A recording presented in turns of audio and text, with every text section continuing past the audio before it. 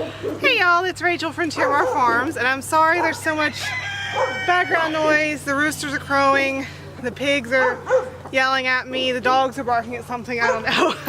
But I wanted to come out and share the birth story of these little guys. I took them out of the barn because our barn, which is right behind me, it does not have any windows. So the lighting in there is really terrible and it's hard to get them on camera good in there where you can actually see them. So I decided I'd just take them out one by one and, spilling milk all over the place, and talk about them. So this doe, Opal, who had these 3 triplets, she was a first freshener, and I'm actually really surprised she had triplets. But I shouldn't be because her mom did the exact same thing, so that's what's kind of funny about it. She was bred a little bit younger than I like her to be. She's only a year old. I usually wait till they're close to 2 years for the Nigerians, and it was an accidental breeding. But because she was an appropriate size, I decided to go ahead and risk it, and it went well. So everything's fine, everything's okay. She did have triplets, and she had 2 little boys and 1 girl. And the funny thing is, her mom did the same thing as a first freshener. She had triplets as a first freshener, only she had 2 girls and a boy instead of 2 boys and a girl. So I thought that was kind of funny, that it kind of, history repeated itself with her, I guess. But this little one was born, very rude rooster. I am, let's see, where was I? Okay, I am giving them supplemental bottles because usually first fresheners do not have enough milk to feed more than 2 babies. Sometimes they do, usually they don't, and I don't think that she does. She doesn't have a whole lot, which is pretty typical for a first timer. So I'm not completely transitioning them to the bottle, but I am just coming down a couple times a day and giving them extra from the bottle. And he always takes it really, really well. He always takes the bottle super easy. His brother usually does, sometimes not as much. And then his sister usually fights it. She usually doesn't want it, which is actually kind of a good thing because that means that she is getting milk from her mother. But I'm taking them out in birth order to talk about their birth story. So this one's name is Rubino, which is Italian for ruby. And he was the very first one born, and he tried to put up a little bit of a struggle coming out, didn't you? So he was born breech, but with hocks first. So I can't really set this down because the dogs, the little puppies, would be getting it and playing with it. But normally, if they're born the way they should be, they're born with their nose first, kind of like this, with 1 or 2 feet forward with the nose. 2 is ideal, like 2 feet forward and a nose is the perfect birth position. He's sucking my finger now. But he came out backwards, which is okay. They can give birth to breech without assistance, and I've seen him do that before. That's not a huge deal. But he was trying to come back with his back elbows first. So he was like curled up like this, trying to come out with his hocks first, his little back knees. And that is not a good position for them to be born in. A lot of times they cannot come out that way. So I did have to assist because I saw as his hocks are coming out, I was like, that doesn't look like a nose. That does not look like a nose. And I couldn't really tell what it was. So I went in and checked and felt it for a little bit, and I was like, I think this is a hawk. I don't know what the dogs see that they're barking at, but they're barking at something.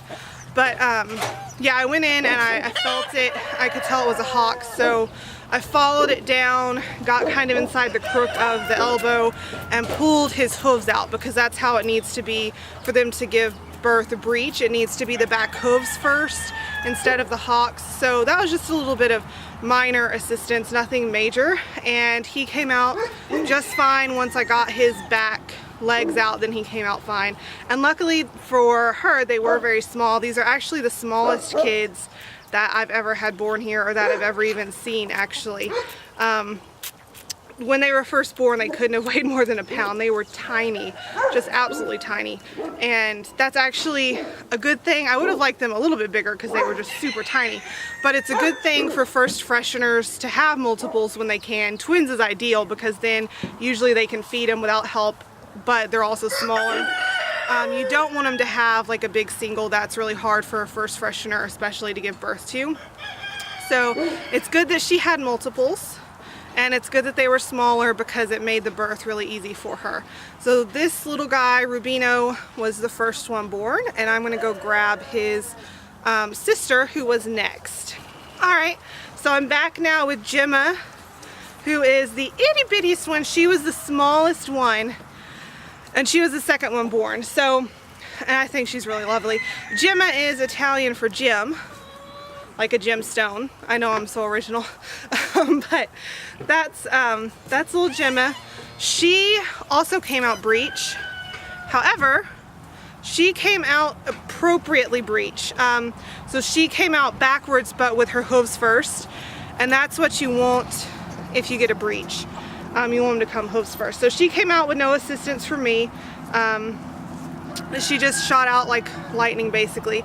She does not like to take the bottle. So I have to kind of support her head, try to support her jaw and get her to kind of take it that way, because she does not like it. She prefers to get her milk straight from the tap. But I can get her to take a little bit. It's just a little bit more trying with her because she doesn't like it. She likes mama better. And like I said, I'm not transitioning them completely to bottles. I only do that if I absolutely have to. I know people have different opinions about that. Some people want all their dairy goats and all their dairy cows to be bottle fed. I do not, for a number of reasons. One of the reasons is that people say, you know, it makes them more friendly. And that's fair enough. It does make them, I wouldn't even say more friendly, but it makes them very people oriented, because they are looking to people for their food instead of to other goats for their food. Yeah, I know. You want some more, maybe? So it makes them very people oriented when they get their food from you. But I have a herd of bottled baby goats and dam raised, and I will tell you that my dam raised, they have the same amount of friendliness as the bottle raised most of the time. They do have individual personalities, so some of them, especially the boys, because I don't spend, you know, I don't train the boys to milk. I don't spend as much time trying to make them super friendly as I do the girls. So there is a variance, but some of my, oh, bless you. Some of my dam raised goats are just as friendly as my my bottle raised ones has been, and I don't really see any benefit from bottle raising other than that it's easier to make them friendly.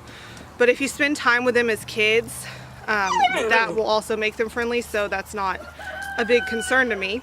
And actually, in my experience, dam raised goats actually grow faster and better and tend to have better immune systems and are just overall healthier than the bottle raised ones.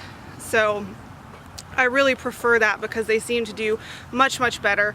And then also I look at it from a sustainability standpoint. If I have to go to the store and buy milk, or I have to milk another animal in order to be able to feed another animal's kids, then that animal's not producing enough milk, and that's not something I want.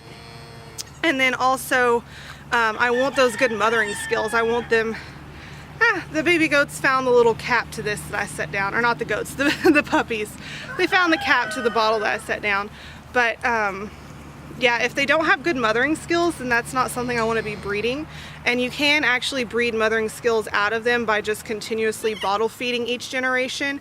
They lose that ability to mother naturally on their own, and I don't believe in doing that. I believe that livestock and really any animals should be able to, for the most part, mother on their own. Now there's always going to be exceptions, there's always going to be extenuating circumstances. Like this, she's a first freshener, and first fresheners just usually cannot feed more than 2 babies on their own without help. That's just a given, the way that it is.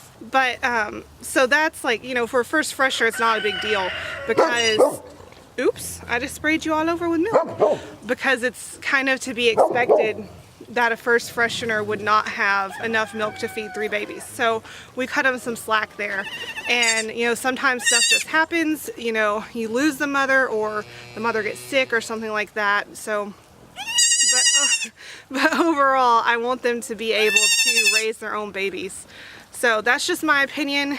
Other people choose to bottle feed, and that's, you know, it's obviously personal choice. I just prefer having them on the mother if possible. Plus, they learn to actually be goats when they get to live with the mother, and she teaches them, you know, what to eat and how to look for food and all of that. When they live with a human, they don't really get that. Please don't knock over my camera. They don't usually get that. I know, you want to go back to mama. Yeah, you do. Yes, you do.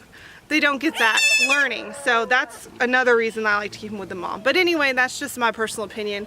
And this is Gemma. She doesn't like to eat from the bottle very much, but she actually did a pretty good amount today, and she was the smallest one, which was another reason I wanted to bring them out here actually, so you could see me bottle feed them and see how tiny she is. Like, this is a regular baby bottle for human babies, and she is itty bitty.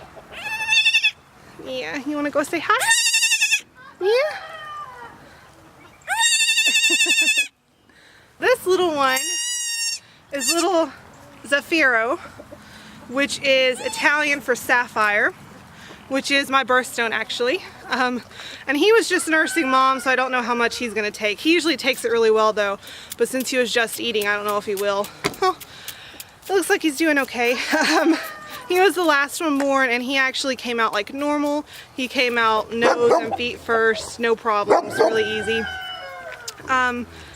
It is a good thing I was there, not just because of Rubino, who needed a little bit of help, but because the second two came out with sacs intact. Their amniotic sac had not broken, and Opal didn't really know what she was doing. Like, she was focused on Rubino, and that happens a lot with first fresheners especially. I have seen it happen a couple times with other goats who have had kids before as well, but it's really bad with first fresheners. Sometimes after they have that first one, they just get absorbed with that one and they don't really pay attention or realize that they've had other ones. And when that happens, you can lose them if a person is not there to get that amniotic sac burst and get them out of it and get their airways cleared off and their face cleared off. So luckily I was there, and I was able to do that, so they are all fine. But had I not been there, we probably would have had one live kid, possibly. If she was able to get Rubino out on her own, we may not have even had him, depending on how that went. But if he had been born normally, we probably would have had two other dead ones, just because they wouldn't have made it out of the sack. And I've actually had an experienced goat who had babies before, and actually it was Opal's mom again, Sandy. She had I think it was, yeah, she had twins, and she had the first one, and then the second one, I was in the stall with her, but she was facing away from me with her her back away from me. And he was so small and slipped out so easily that I didn't even realize she'd had a contraction or pushed anything out. She didn't realize she'd had a contraction or pushed anything out, and I just happened to see it laying there. I was like, when did she have this one? And unfortunately we did lose that one because he didn't make it out of the sack in time. And that happens sometimes too, because they have the first one, and the first one is the hardest to get out.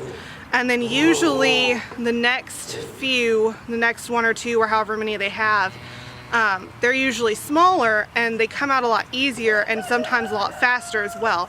So they come out so fast and easy that sometimes the goats don't realize that they've had another one, and if you're not there, you may lose them. So he came out normally. He was very cooperative, and he is a cute little thing. I like him. He's pretty. But yeah, his name's Zafiro, and he was the first one to really take to the bottle, and he's been the most cooperative. So yeah, at this time I am keeping all of them. I don't intend to sell any of them, and so yeah, so they're all gonna be staying here, at least for now. You want some more? Yeah.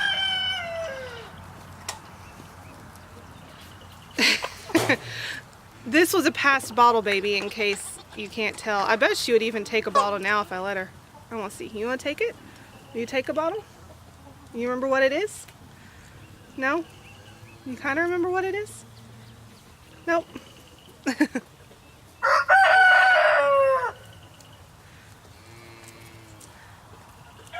I don't think she quite remembers what it is, but she knows that something is getting eaten up here and she wants in on it. But yeah, that's the birth story. This is the last little guy that was born.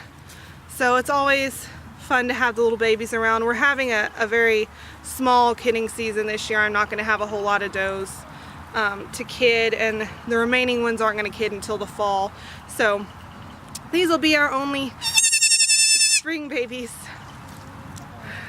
But as always, thank you for watching, and you can follow me on Facebook, Facebook, Twitter, and Instagram at Tiramar Farms, all those places. Be sure to subscribe down below to see our future videos, and I will see y'all next time. Bye.